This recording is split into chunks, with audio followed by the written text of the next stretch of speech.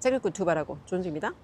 대한민국이라는 국가가 앞으로 왜 점점 더 힘들어질 수밖에 없는지 여기에 대한 이야기를 해볼게요. 오늘은 일단 정치적인 이슈는 빼고 얘기할게요. 한 사람 한 사람 개인을 기준으로 봤을 때 대한민국이라는 국가가 가진 어떤 위상, 그리고 세계적으로 갖고 있는 포지션, 그리고 경제적으로 우리가 이룬 이 어떤 업적과 성취 수준에 맞는 국민들 한 사람 한 사람은 과연 여기에 충족하는 그런 성숙한 시민의식을 가지고 있는가, 여기에 대해서 한번 생각을 해보자는 거예요.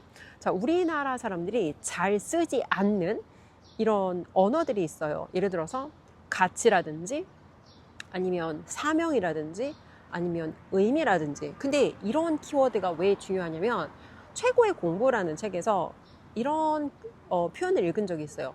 미국에서 대학생들은 학교에 입학할 때 자기가 이 대학의 교육과정을 통해서 자기가 인생에서 추구하는 목적과 자기가 삶의 의미를 찾아가는데 이 교육과정이 나한테 도움을 줘야 된다라고 생각을 한다는 거예요. 근데 한번 대한민국 교육과정을 생각해 보자고요. 대한민국에서 대학을 갈 때 그 학생들이 내 삶의 목적과 의미와 가치가 무엇인지를 찾기 위해서 과연 공부를 하는 학생들이 있냐는 거예요. 근데 이게 왜 중요하냐면 공부라는 건 사실 내가 원하는 인생에서 어떤 결과값이 있어. 아직 내가 그 수준에 도달하지 않았어. 근데 그 결과를 얻기 위해서 내가 무언가를 찾고 배우고 깨닫는 그 경험하는 그 여정이 사실은 공부의 과정이 돼야 된다는 거예요. 근데 대한민국의 공부의 과정은 물론 그 공부의 과정도 대학 입학이라든지 아니면 직업을 얻는 아니면 내가 뭔가 이직을 준비하는 이런 어떤 명확한 목표 지향적인 일시적이고 목표 지향적인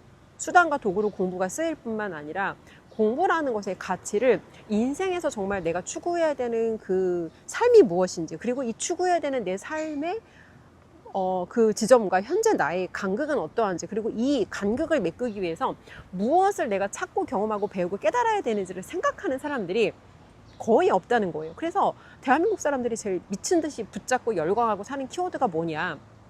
행복. 지금 한번 인스타그램이나 유튜브에 행복이라는 키워드를 쳐보세요. 그러면 어마어마하게 많은 행복에 관련된 사진과 영상들이 쏟아질 거예요. 근데 그 사람들이 행복이라고 믿는 그 행복이 어떻게 생긴 모습인지 한번 보자는 거예요. 대한민국 사람들이 붙드는 행복이라는 키워드는 지극히 이기적이고 지극히 자기중심적이고 지극히 나와 내 가족만을 생각하는 굉장히 이기적이고 작은 수준의 행복인데 이런 거예요. 내가 원하는 물건을 샀어? 행복이지. 내가 먹고 싶은 맛집에 갔어? 행복이지. 내가 가고 싶은 여행지에 갔어? 행복이지. 내 새끼가 좋은 대학에 갔어? 행복이지. 우리 아이가 좋은 회사에 취직했어? 행복이지. 이게 나쁘거나 잘못됐다라고 볼 수 없지만, 하지만 다시 한번 생각해 보면 우리가 생각하는 행복이라는 건 지극히 작은 단위의 개인적인 수준의 일시적인 만족감을 주는 걸 우리 그런 걸 행복이라고 붙들고 산다는 거예요. 근데 이게 왜 중요하냐면 행복이 마치 우리의 인생의 목표인 것처럼 생각하는 사람들이 있어요. 이런 사람들은 자기가 그걸 해서 행복해질 수만 있다면 그 수단과 방법을 가리지 않고 그 행복을 위해서 미친 듯이 불나방처럼 달려드는데, 이게 왜 위험하냐면 이런 사람들이 보통 붙드는 행복이 물질의 소유를 얻을 수 있는 행복이거나 아니면 외적인 어떤 내가 사회적으로 보여지는 내 지위나 위치나 어떤 포지션을 소유했을 때 얻어지는 이런 걸 행복이라고 생각한단 말이에요. 근데 이런 것들이 우리한테 주는 만족감과 행복감은 사실 생각보다 길지 않아요. 그리고 언젠가 제가 어떤 책에서 이거를 병든 자들의 행복이라는 표현으로 읽은 적이 있는데, 현대사회에서 사람들이 추구하는 이 물질 만능주의, 마치 물질을 소유하기만 하면 아니면 내가 뭔가 외적인 것을 소유하기만 하면 내가 어떤 특정한 포지션에 도달하기만 하면 그런 것들이 나한테 행복을 줄 거다라고 우리를 속이는 이 물질주의적인 가치를 붙들고 사는 사람들의 행복은 사실 깊지 않다는 거예요. 그리고 이런 행복의 부작용이 뭐냐면, 나는 이 행복을 이런 것들을 얻으면 내가 진짜 행복할 수 있다고 생각하고 계속 이걸 쫓는데, 쫓으면 쫓을수록 공허해. 쫓으면 쫓을수록 왜 이렇게 내 삶은 공허하고 왜 이렇게 내 삶은 뭔가 채워지지 않지? 그리고 그거를 내가 더 많이 소유하고 더 많이 손에 쥐면 더 아직 내가 손에 쥔 게 부족해서 내가 충분히 행복하지 않은가라는 이 잘못된 상관관계를 만들어내는데 그렇지 않다는 거예요. 그래서 정말 우리가 그 행복이라는 거를 발견할 수 있는 그 기회들은 이런 물질적인 거를 소유하는 게 아니라 내가 내 삶의 목적이 무엇인지를 찾고 무엇이 내 인생의 중요한 우선순위 가치인지를 찾고, 그리고 내가 내 삶을 어떻게 살았을 때 내 삶이 조금 더 의미 있는 삶과 의미 있는 관계와 의미 있는 어떤 일들로 차워질지 여기에 대해서 고민하는 게 우리가 먼 관점으로 봤을 때 인생에서 진짜 얻어야 되는 가장 깊은 의미의 행복이라는 거예요. 항상 얘기를 하지만 세네카가 그런 얘기를 했어요. 두 종류의 행복이 있다고. 쾌락의 행복이 있고 미덕의 행복이 있어. 쾌락의 행복은 나 자신의 일시적인 짧은 만족과 기쁨을 얻을 수 있는 것들이 다 쾌락의 행복이야. 아까 내가 앞에서 언급했던 것들, 내 소유라든지 내가 어떤 일시적인 성공이라든지 이런 것들이 우리한테 주는 행복은 짧아. 오래 지속되질 않는다고. 근데 봐봐요. 그러면 똑같이 누군가가 돈을 쫓는 것처럼 보여. 근데 똑같이 돈을 쫓는 것처럼 보이지만 그 속성이 달라. 돈을 쫓는데 돈이 목적인 사람들은 돈을 더 많이 벌면 내가 더 많이 행복해질 수 있다라고 기대를 하는데, 돈을 쫓는 이유가 돈을 번다는 건 내가 세상의 문제를 해결하는 거고, 내가 세상에 가치 부여를 하는 거고, 내가 누군가를 사력 있게 도울 수 있는 그 도구이자 수단이 일이고, 내가 누군가를 도왔을 때 그로 인해서 얻어지는 결과값이 돈인 거예요. 그래서 마치 돈을 버는 행위가 내가 돈이라는 거를 내 삶의 목적으로 두고 쫓는 게 아니라 누군가를 돕는 그 여정에 얻어지는 스코어, 점수가 돈이다. 이게 저의 멘토님이 저에게 내려주신 돈이라는 거의 정의예요. 그럼 이런 사람들은 돈을 목적으로 쫓는 사람들과 어떻게 다르냐? 이 사람들은 돈을 버는 행위를 하는 과정에 이 사람들한테 훨씬 더 중요한 건 내가 의미 있는 일을 하고 있는가? 그리고 내가 의미 있는 사람들, 의미 있는 관계 안에 있는가? 내가 하는 일이 세상에 어떻게 가치 부여를 하는지가 이런 사람들한테는 훨씬 중요하다는 거예요. 그래서 일이라는 거는 우리가 일이라는 걸 통해서 두 가지를 얻을 수 있는데, 첫 번째는 일이라는 걸 통해서 내 먹고 사는 경제 문제가 해결이 돼. 내가 먹고 사는 문제가 해결이 되고 내 자식들을 키울 수 있고 우리 가정의 어떤 그 불편을 제거할 수 있는 그런 도구이자 수단이 일의 결과로 얻어지는 돈인 거죠. 그리고 또 다른 어떤 사람들에게는 일이라는 것의 의미가 내가 이 일이라는 걸 통해서 누군가를 도울 수 있고 세상에 가치 부여할 수 있고 내가 하는 행위가 어떤 의미를 가지고 있는가를 가장 깊게 해석할 수 있는 이 사실은 그 도구가 일을 하는 거라는 거예요. 그래서 똑같이 일을 하지만 절대 똑같지 않다는 거예요. 근데 지금 대한민국 사람들이 붙잡는 행복이라는 키워드는 마치 병든 자들의 행복인 것처럼, 마치 그 사람들이 행복에 환장하기라도 한 것처럼 행복을 인생의 목적으로 놓고 사는데, 이런 사람들의 행복은 그냥 병든 자들의 행복이다. 본인들이 이걸 하면 행복해질 거라고 생각하는 그거를, 본인들이 믿고 붙들고 있는 그거를 많이 하면 많이 할수록 훨씬 더 공허해질 거다. 왜? 그게 진리가 아니거든. 그게 진리에 가까운 삶이 아니거든. 근데 대한민국 사람들은 너무 많은 대한민국 사람들이 잘못된 행복의 정의를 붙들고 살고 있고, 심지어 전문가라는 사람들이 나와서 한다는 얘기가 행복이 빈도수라느니 작은 행복이 반복되면 뭐 그게 더 의미가 있다는, 이거 다 개소리라는 거예요. 봐봐요 여러분, 내 앞에 작은 그 소확행이라고 하잖아. 무슨 돈을 주고 싸구려 물건을 사서 수집한다거나, 내가 부자는 아니니까 내 형편에 맞는 쓰레기를 돈 주고 사서 수집하면서 이런 작은 행복들이 쌓이면 언젠가 나도 행복해지겠지? 그 행복하고 인간이 느낄 수 있는 의미 있는 행복하고 완전히 방향이 다르다고요.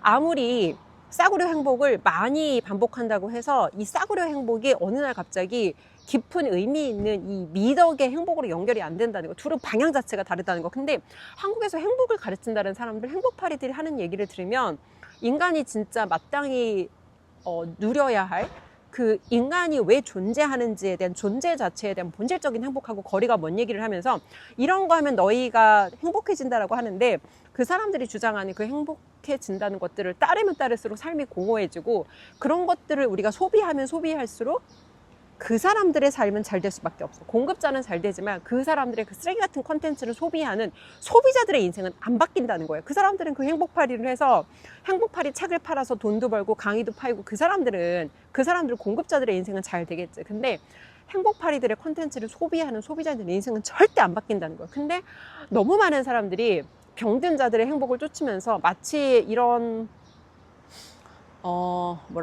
마치 이런 외적인 것들, 그리고 남들에게 내가 어떻게 보여지는지 이런 것들을 의식하는 이런 행복을 따르면, 그 행복을 따르는 행위 안에 우리가 깊은 행복이 있을 거라고 생각하는데 그냥 방향 자체가 틀리다는 거예요. 그래서 진짜 행복해진다는 건 우리가 인생에 행복을 쫓아야 행복해지는 게 아니라 오히려 역설적으로 내가 해결해야 되는 문제가 있고 내가 해결해야 되는 어떤 어려운 과제가 있고 내가 해결해야 되는 무언가가 있는데 이것들을 해결해냈을 때 내가 이 문제와 싸워서 문제를 해결하고 내가 정말 내 인생에 해결해야 되는 어떤 과제가 있는데 그런 것들을 내가 피하지 않고 그런 것들을 내가 외면하지 않고 그런 것들을 내가 마치 그게 없는 것처럼 그런 것들을 회피하지 않고 정면으로 마주해서 그 문제들을 내가 해결했을 때 문제를 해결했을 때 그때 얻어지는 오히려 이런 감정들이 오래 지속할 수 있는 행복이라는 거예요.